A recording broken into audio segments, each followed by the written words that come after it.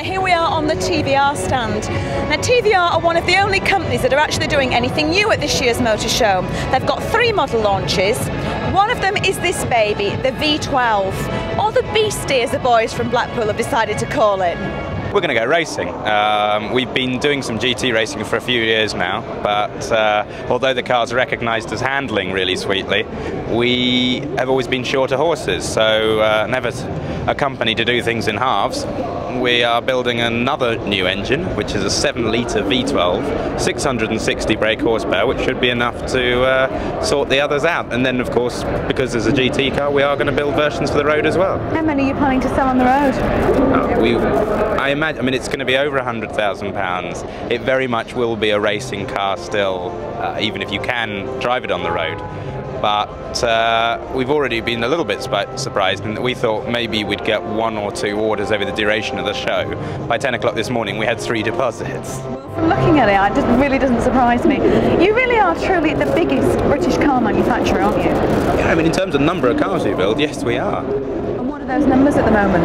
We're just going up to 1,700 cars a year. That'll be 2,200 within 12 months' time. That's pretty good. Who owns TVR? One man, Peter Wheeler, lives in Blackpool, runs the company, races the cars, and owns it lock, stock and barrel. Well, the man who's got an opinion on absolutely everything, Mike Rutherford, what does he think of TVR's new baby? When you talk about the new baby, are you talking about the PR man? I think it's marvellous. They do look very young. He must be about 12. Lovely bloke though. The new car, I mean, we've got to put this car into context. This really is the only genuinely new car at the British Motor Show. This is the only car that has really surprised people like you and I. We came here looking for a brand new car.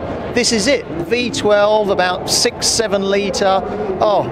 You know, the ultimate muscle car, and it's a British car. It might cost 150 grand, but thank God there's a little company up in Blackpool, a sort of cottage industry company, that are bringing out something like this, and more power. There's an awful lot of good things come out of the north of England, I must say that. Absolutely, and I tell you what, I just wonder how much help a company like this gets from the British government, for example. The Department of Trade and Industry goes around the world trying to attract the Koreans and the Japanese to Britain.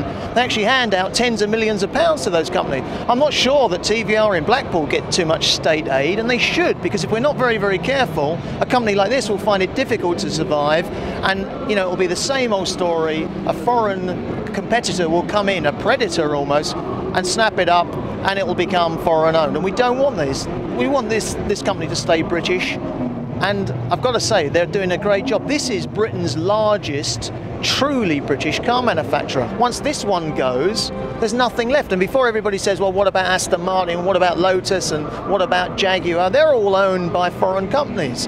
This is a British-owned company, and it's owned by, you know, the archetypal English eccentric, and that's what we need. So what do you reckon, Mike? Should we put our names down for a test drive then, or what? Well, I think it's going to have to be a test drive, because, you know, it's an expensive car, a very expensive car, 150 grand between us. We're never going to have 150 grand to spend on a car. So I would say, though, quite seriously, if anybody's doing the numbers this weekend and they're doing the lottery, the numbers to remember are 12 and 7, Project 12-7, because if you win the lottery, this is the car to spend your money on.